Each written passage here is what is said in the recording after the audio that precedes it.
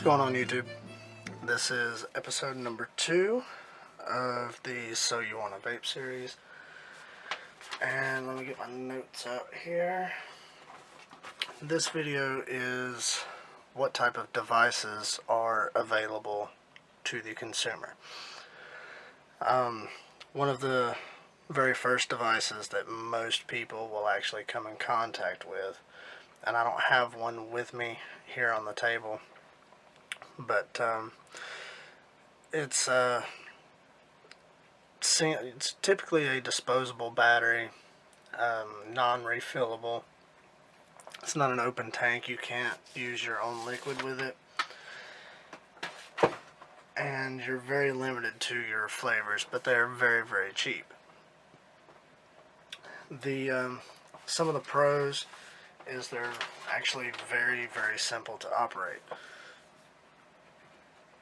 You pretty much just pull on it like you would a cigarette. It is a mouth to lung inhale, meaning you pull in with your mouth first and then inhale the actual vapor into your lungs just like you would if you were smoking a cigarette. Typically they're very, very high nicotine. Some of the cons to it are very limited flavors. Typically you only get a full flavor tobacco, a light flavor tobacco, or a menthol, or a combination of those. Another drawback, which some people may think of a drawback, I know I do, but it's a very, very tight draw. And just the fact that the flavors aren't there. I prefer other different flavors, which I'll actually get into that later on in this video. But like I said, the pros to this particular device is it's an automatic battery. There's no muss, no fuss. All you do is you pretty much walk into just about any gas station and pick one up. One major drawback to it, though, is for a lot of people it does not work. It doesn't curb the nicotine cravings quite like an actual vaporizer would. Now the second two types, the second, I guess you could call it a section of vapor devices is like what I have on the table right here. We looked at these very, very briefly in the previous video in episode 1. I have here the Kanger Evod, just a regular Kanger Evod. They make quite a few of these. Some are adjustable, some are not. These here are refillable tank systems, meaning you can put your own e-liquid in it. You can go to just about any vape shop and pick up a bottle of your favorite flavor liquid and just fill up the tank and vape off of it. These batteries are rechargeable, and to do that, actually let me get the charger out for this Kanger, and it's the same exact charger almost.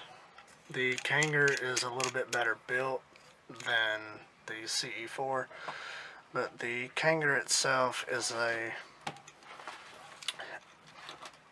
pretty much it's a permanent tank. All you do is you throw away the coils.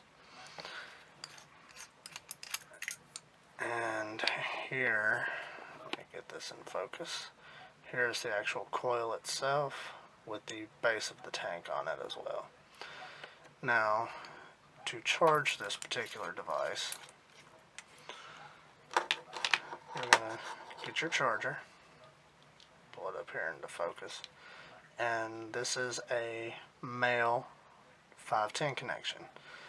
On the battery side, you have a female 510 connection, and you would just screw this onto your charger. It's kind of hard to do through the viewfinder of the camera. Now, some of these have a light on the actual charger, some do not. This one here actually does not. How you know this is charged is the light. There's a light around the button. Typically these are 5 clicks on, 5 clicks off, and this light will come up and then it'll go off when it's fully charged. And you'll actually use just a regular USB for this one. Now, that does it pretty much for this area of the market, which opens up to another area. These are sub-ohm starter kits. They put out a lot more vapor than the previous starter kits, and the best part about them is they are easier to charge. Actually, let me turn that around, that way you can actually read it.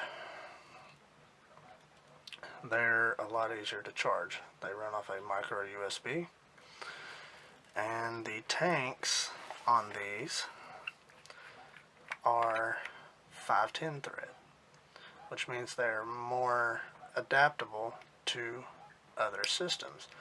Like this one here, this particular battery, get it in focus. This particular battery is the Judaic Eco 1 Mega.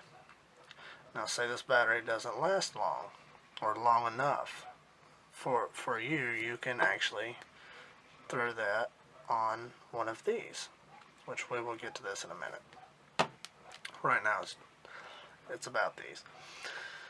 Typically, some of the higher end starter kits are Pyrex glass tanks, which this one is. There's a Pyrex inner chamber.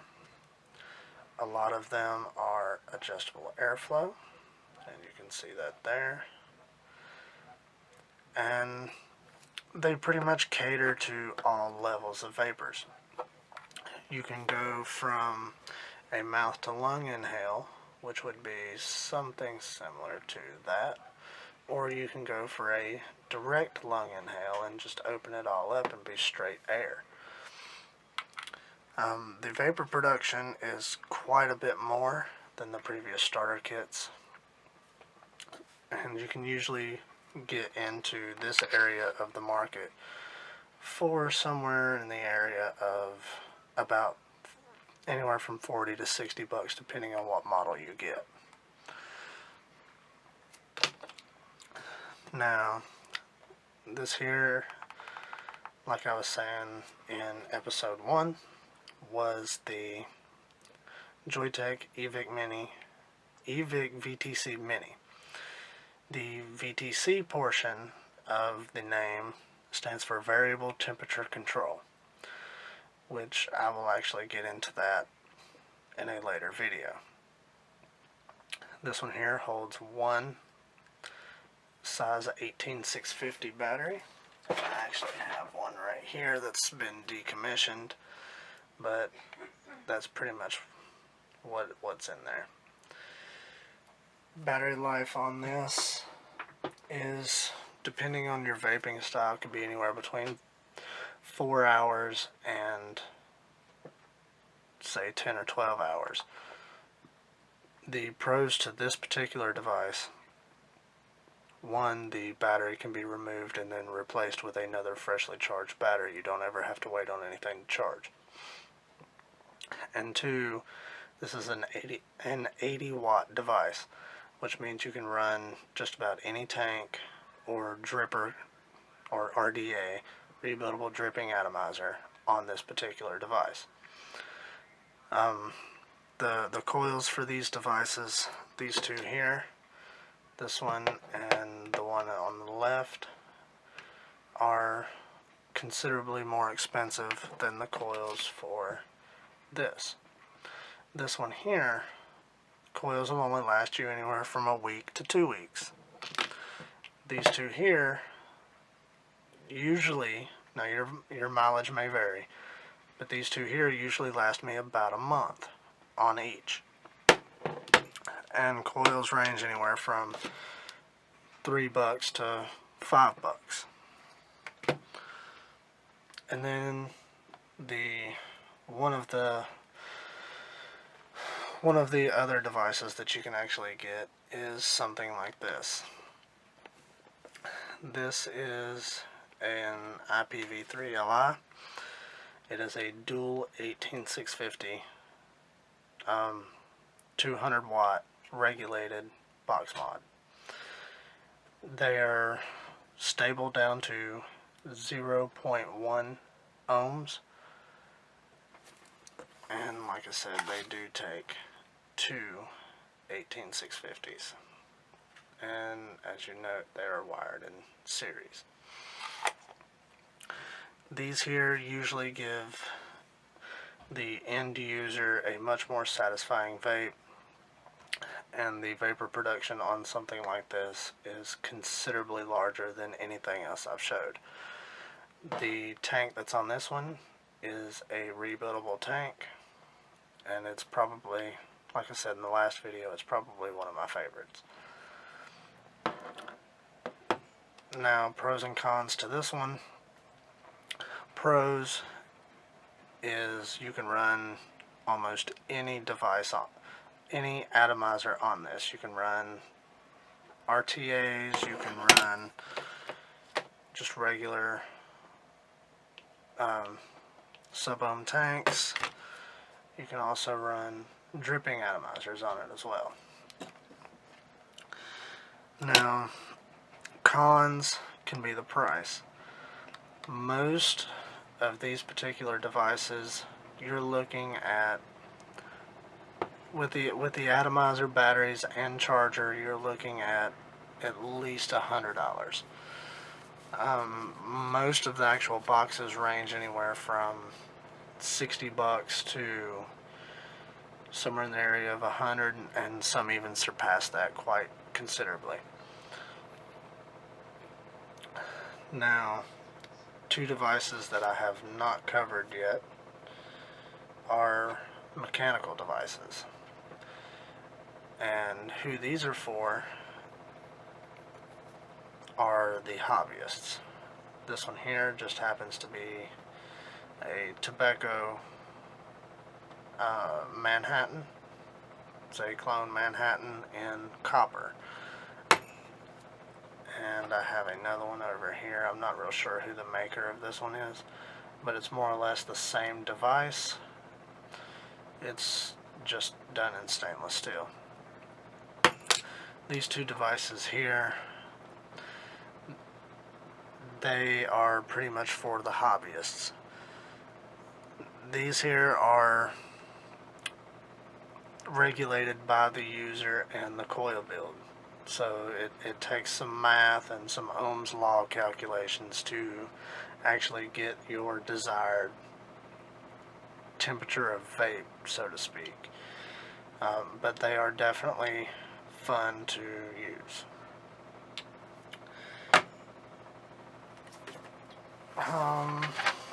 Look at my notes here. Now, pros and cons to the mechanicals. They are an advanced vapors item. You, like I said just a few seconds ago, you have to do your math with these. There are no safety chips that cut the voltage of the battery. There's none of that. These here are used solely as an advanced vapors item. They're really popular in the competition and hobbyist section of the market, but they're still really hard-hitting devices. I'll just drop that one. But they're really hard-hitting devices. You're going to hear my printer go off here in a second. These devices here, you can get into something like this for about $100.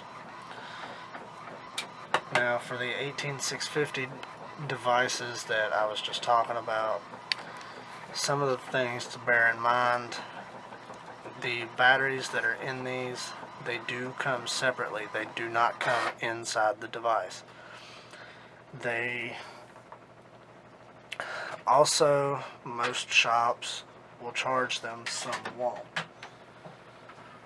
Which means you are going to need an external charger. These chargers can range anywhere from $20 all the way up to 50 or 60. This one here just happens to be a 6-bay charger. Me and my wife both vape, so we needed a lot of bays. That's why we have the 6-bay.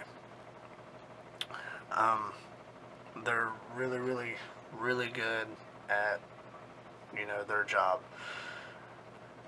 They can charge batteries in as little as an hour or two, but I do not recommend using the full amp load on one battery, which we'll get into that in a whole nother series, quite possibly.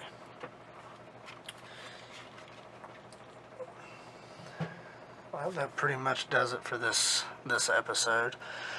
If you like this video, hit that thumbs up button. If you didn't, hit the thumbs down. As always, subscribe for more content. There's going to be a few more of these videos. There's a total of 7 episodes to be filmed and put up. But yeah, always vape happy.